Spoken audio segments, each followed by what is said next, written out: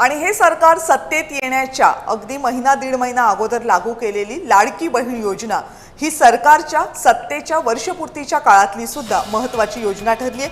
राज्यातल्या अनेक बहिणींनी जय महाराष्ट्रकडे या योजनेसंदर्भात आपल्या प्रतिक्रिया नोंदवल्या। मुख्यमंत्री देवाभाऊ आणि अजितदादा उपमुख्यमंत्री अजितदादा पवार आणि एकनाथदादा शिंदे यांच्या लाडक्या बहिणीमुळे आम्हाला खूप फायदा व्हायला, आमच्या संसारामध्ये खूप मदत व्हायली।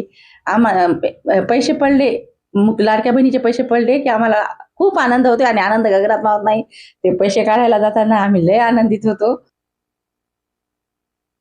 महायुती सरकारने लाडकी बहीण योजना सुरू केली तेव्हापासून आमच्या घरात म्हणजे बराच हातभार लागतो।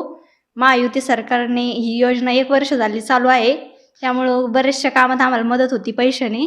आमदार खासदार साहेबांनी ही योजना आमच्या घरापर्यंत आणली, घरोघरी जाऊन फॉर्म भरून घेतले, त्यामुळे मी यांचे अभिनंदन करते।